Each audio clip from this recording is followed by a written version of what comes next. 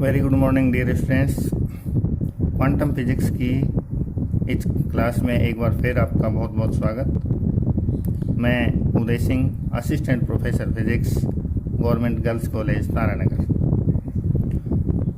पहले लेक्चर में हमने पढ़ा कि किस तरह से क्लासिकल फिजिक्स के सामने कुछ गंभीर समस्याएं उत्पन्न होने के कारण मार्ग प्रशस्त हुआ क्वांटम फिजिक्स का, और जो शुरुआती समस्याएं थी उसमें एक पहली और बहुत महत्वपूर्ण समस्या की हमने चर्चा की थी, शुरुआत की थी ब्लैक बॉडी रेडिएशन। हमने जाना था कि ब्लैक बॉडी एक इस तरह का पिंड होता है जो एक आदर्श अवशोषक की भांति व्यवहार करता है। उसकी बनावट के बारे में हमने जाना था, और ब्लैक बॉडी रेडिएशन का स्पेक्ट्रम किसे कहते हैं ये बात हमने जानी थी कि ब्लैक बॉडी से जो रेडिएशन हमें प्राप्त होता है, यदि उसको हम प्लॉट करें विकिरण ऊर्जा को तरंगदैर्घ्य या आवृत्ति के पदों में, तो इसे हम कहते हैं ब्लैक बॉडी रेडिएशन स्पेक्ट्रम। आगे बढ़ने से पहले एक विशेष टर्म को हम डिफाइन करें, ये बार बार आएगी। एक वर्णी उत्सर्जन क्षमता या स्पेक्ट्रमी उत्सर्जन क्षमता क्या होती है? देखिए, इसे ई न्यू टी से डिनोट करते हैं। ई न्यू टी किसी कृष्णिका से प्रति सेकंड, प्रति इकाई क्षेत्रफल तथा प्रति इकाई आवृत्ति से उत्सर्जित ऊर्जा की कुल मात्रा स्पेक्ट्रमी उत्सर्जन क्षमता ई न्यू टी कहलाती है। ई न्यू टी का मतलब है E is function of nu and T, frequency and temperature. So स्पेक्ट्रमी उत्सर्जन क्षमता क्या होती है? कृष्णिका से प्रति सेकंड यानी एकांक समय में उत्सर्जित प्रति इकाई क्षेत्रफल, उसका जो सरफेस एरिया है उसके एकांक क्षेत्रफल से, प्रति इकाई क्षेत्रफल से, और प्रति इकाई आवृत्ति यानी जो फ्रीक्वेंसी रेंज है वो भी यूनिट होनी चाहिए, एकांक होनी चाहिए, से उत्सर्जित जो ऊर्जा है उसकी कुल मात्रा को स्पेक्ट्रमी उत्सर्जन क्षमता या एक वर्णी उत्सर्जन क्षमता कहते हैं। यदि इसी को हम वेवलेंथ के लिए डिफाइन करें तो इसे हम ई लैम्डा टी के रूप में दर्शाते हैं। E lambda T, E function of lambda and T, और डेफिनेशन बिल्कुल सेम हो जाएगी। आवृत्ति की जगह तरंगदैर्घ्य, यानी किसी कृष्णिका से प्रति सेकंड, प्रति इकाई क्षेत्रफल, प्रति इकाई तरंगदैर्घ्य के लिए उत्सर्जित ऊर्जा की कुल मात्रा को ई लैम्डा टी कहेंगे। स्पेक्ट्रमी उत्सर्जन क्षमता ई स्पेक्ट्रमी ऊर्जा घनत्व से निम्न संबंध रखती है, यानी ई बराबर होता है C/4 इंटू यू।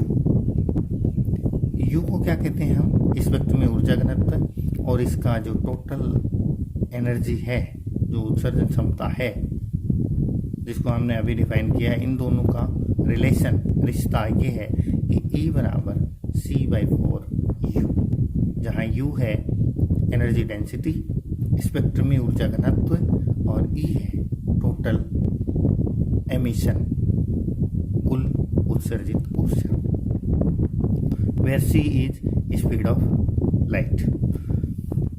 अब हम देखते हैं कृष्णिका का जो ऊर्जा वितरण वक्र है वो कैसा है और इसकी क्या कैरेक्टरिस्टिक है, क्या प्रॉपर्टी है। तो ऊर्जा वितरण वक्र और इसकी विशेषताएं यहाँ देखिए। इधर हमने ई लैम्डा लिया, लैम्डा के पदों में टोटल एमिशन उत्सर्जन ऊर्जा, और इधर लैम्डा के साथ इसका हम ग्राफ जब खींचेंगे तो ये जो वक्र हमें प्राप्त होंगे इनको हम क्या कहेंगे? Black body spectrum in terms of wavelength. ये देखिए, हमने 5 टेम्परेचर के लिए ये वक्र खींचे हैं, T1, T2, T3, T4, T5, और इनमें क्या रिलेशन है कि T5 सर्वाधिक टेम्परेचर है, और फिर ये घटता हुआ टेम्परेचर, इधर से हम कहें तो सबसे लो टेम्परेचर है T1, और फिर बढ़ते हुए टेम्परेचर के क्रम में हमने ये ग्राफ खींचे हैं।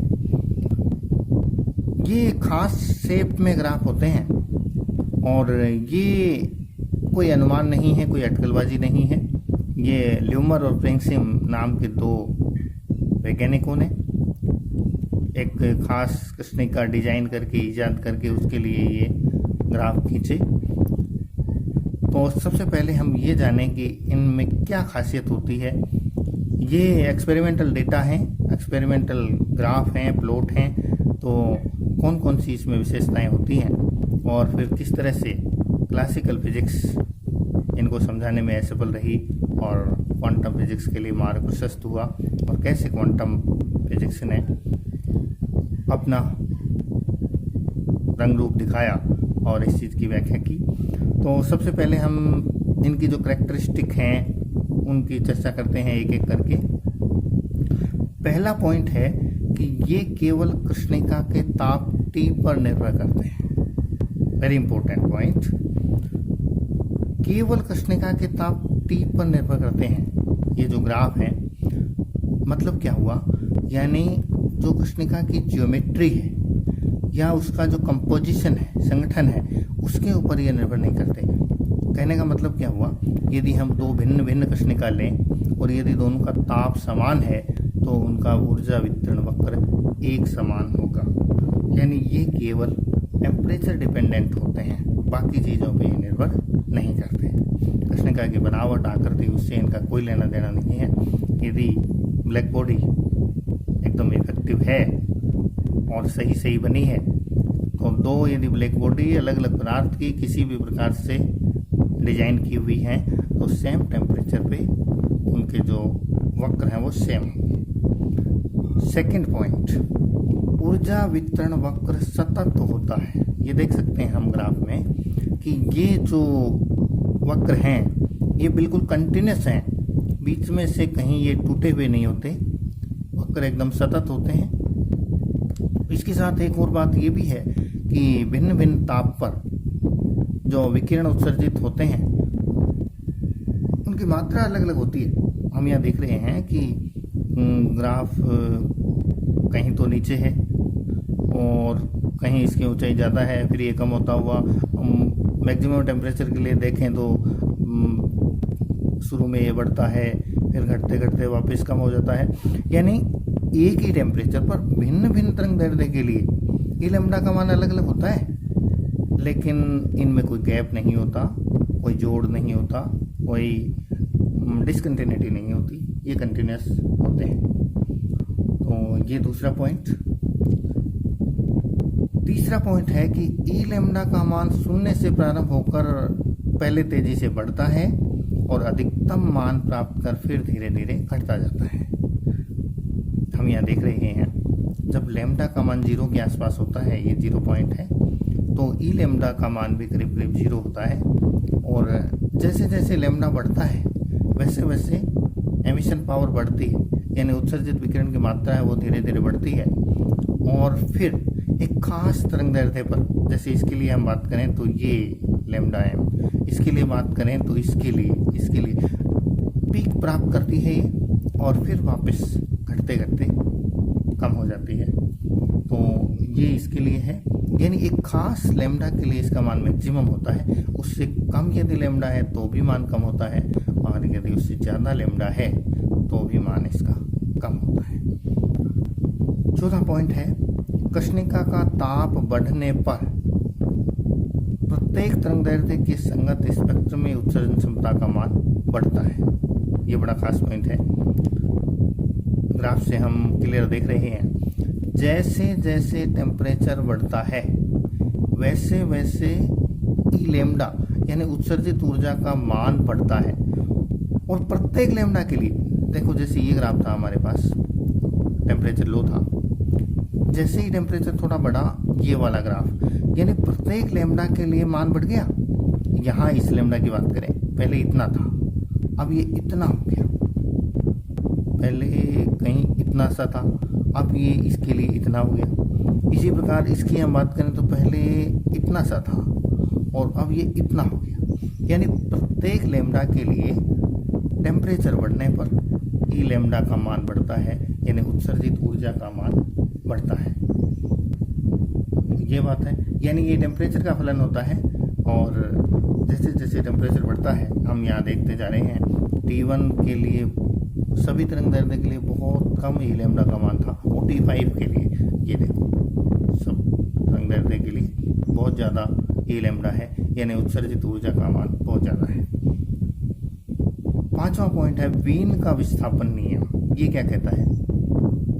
ये कहता है कि ताप बढ़ने पर अधिकतम ऊर्जा के संगत, यानी ई लैम्डा एम के अधिकतम के संगत जो लैम्डा एम का मान है, वो ताप वृद्धि के साथ लघु तरंग दैर्ध्य की ओर विस्थापित होता है, अर्थात लैम्डा एम समानुपाती 1/t, lambda m into t equal to b, और बी वीन कॉन्स्टेंट है, वैल्यू है 2.898 इंटू 10⁻³ मीटर केल्विन। इस चीज को ग्राफ में समझिए। ताप बढ़ने पर, जैसे जैसे ताप बढ़ता है, देखो यहाँ ताप कम था तो हमारा पीक यहाँ है, हम इसे लैम्डा एम 1 कहें, और इसके लिए ई लैम्डा एम अधिकतम उत्सर्जन क्षमता के संगत तरंग दैर्ध्य ये था T2 के लिए। टेम्परेचर और बढ़ा, T1 की बात करें तो ये पीक यहाँ कहीं है, ये लैम्डा एम 1, ये लैम्डा एम 2। टेम्परेचर और बढ़ा, T3 हो गया,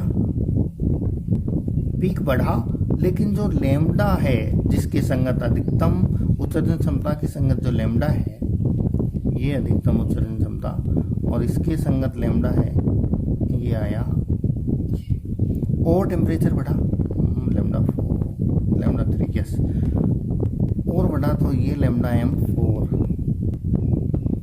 सॉरी, ये लैम्डा एम 4 है, और ये लैम्डा एम 5, और ये लैम्डा एम 6, 1 2, ये हो गया, इसके लिए 3 4 और 5।